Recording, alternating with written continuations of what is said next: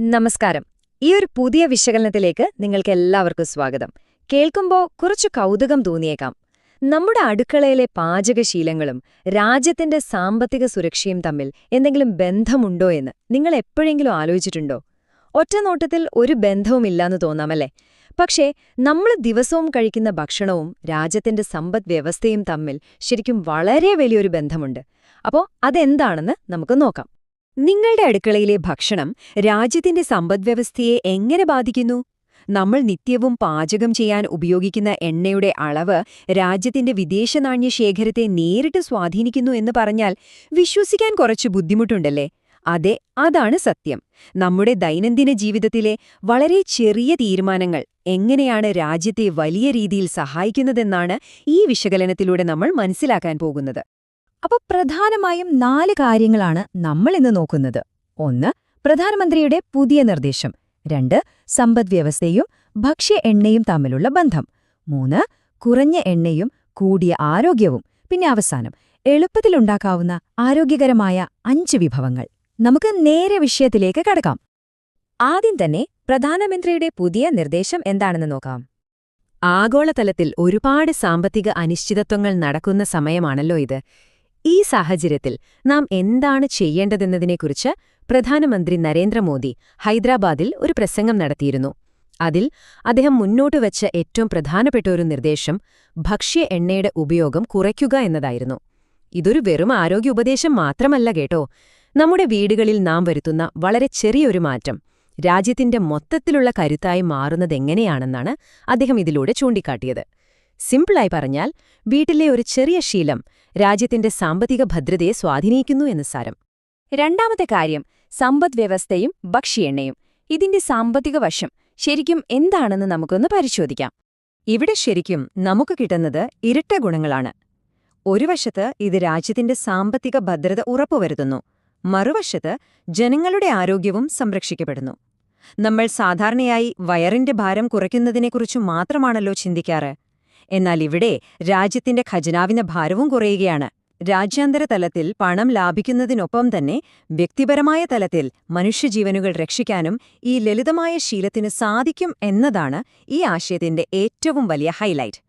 അപ്പോൾ ഇതിലെ ഏറ്റവും പ്രധാനപ്പെട്ട കാര്യം ഇതാണ്.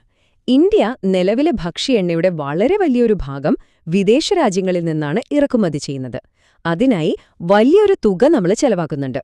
അപ്പം നമ്മൾ ഈ അമിതമായ എണ്ണ ഉപയോഗം കുറയ്ക്കുമ്പോൾ സ്വാഭാവികമായും രാജ്യത്തിന്റെ ഇറക്കുമതിയും കുറയും. ഇത് വിദേശ നാണ്യം വലിയ തോതിൽ ലാഭിക്കാനും മറ്റു രാജ്യങ്ങളെ ആശ്രയിക്കുന്നത് കുറയ്ക്കാനും രാജ്യത്തെ ഒരുപാട് സഹായിക്കും. സാമ്പത്തിക ഭദ്രത ഉറപ്പാക്കാൻ ഇതൊരു മികച്ച വഴി തന്നെയാണ്. ഇനി മൂന്നാമത്തെ കാര്യത്തിലേക്ക് വരാം. കുറഞ്ഞ എണ്ണ, കൂടിയ ആരോഗ്യം. എണ്ണമയമുള്ള ഭക്ഷണങ്ങൾ കുറയ്ക്കുന്നതിന്റെ ശാരീരിക ഗുണങ്ങൾ നമുക്കെല്ലാവർക്കും അറിയാവുന്നതാണല്ലോ. ഇത് ഹൃദയാരോഗ്യം മെച്ചപ്പെടുത്താനും കൊളസ്ട്രോൾ കൃത്യമായി നിയന്ത്രിക്കാനും അമിതവണ്ണം കുറയ്ക്കാനും സഹായിക്കും.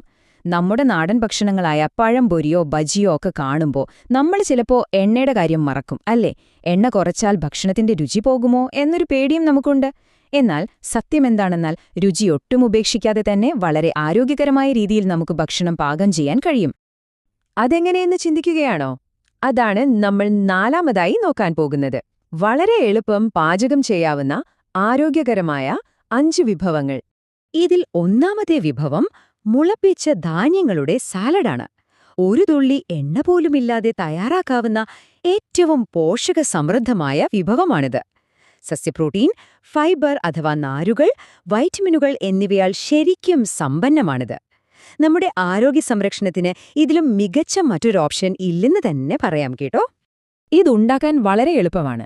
നന്നായി മുളപ്പിച്ച ചെറുപയറോ മറ്റു ധാന്യങ്ങളോ എടുക്കുക.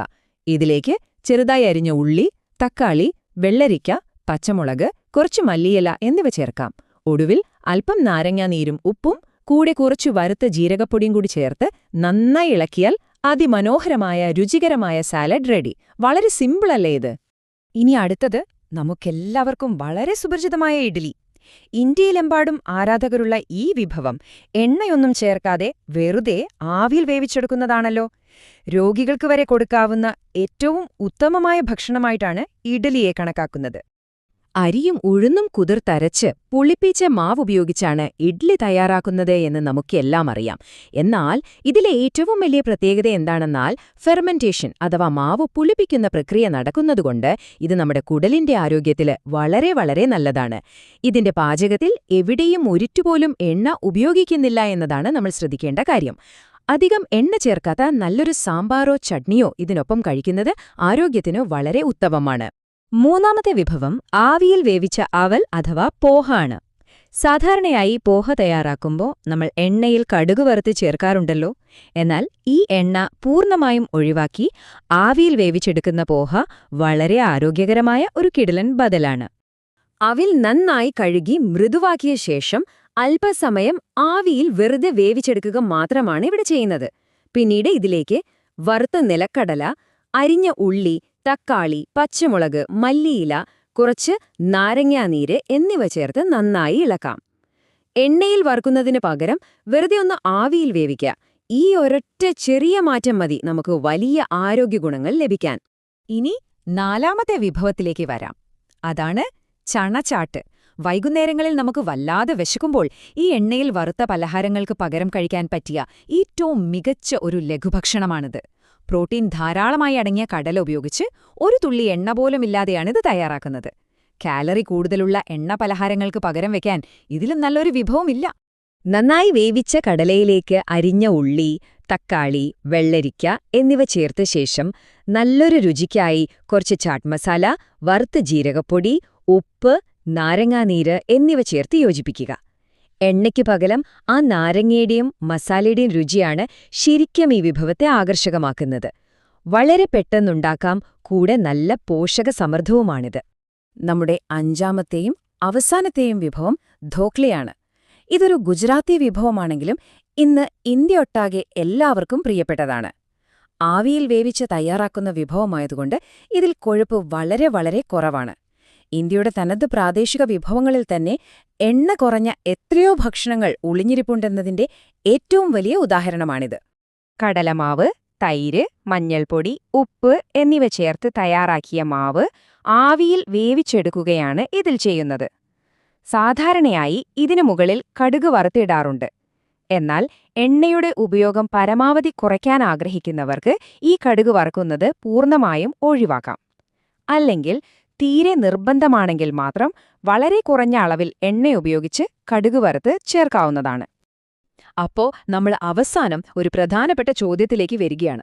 ഈ നമ്മൾ കണ്ട കുറഞ്ഞ എണ്ണയിലുള്ള വിഭവങ്ങളിൽ ഏതാണ് നിങ്ങളുടെ ആരോഗ്യത്തിനും ഒപ്പം നമ്മുടെ രാജ്യത്തിന്റെ സമ്പദ്വ്യവസ്ഥയ്ക്കും കരുത്തേകാൻ ഇന്ന് വീട്ടിൽ നിങ്ങൾ പരീക്ഷിക്കാൻ പോകുന്നത്?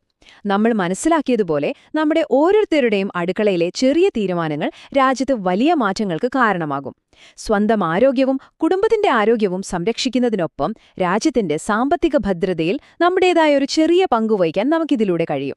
എങ്കിൽ ആ മാറ്റം ഇന്ന് തന്നെ അങ്ങ് തുടങ്ങിക്കൂടാ? നിങ്ങളുടെ അഭിപ്രായങ്ങൾ തീർച്ചയായും പങ്കുവയ്ക്കുക. ഈ വിശകലനം ശ്രദ്ധിച്ച എല്ലാവർക്കും വലിയൊരു നന്ദി.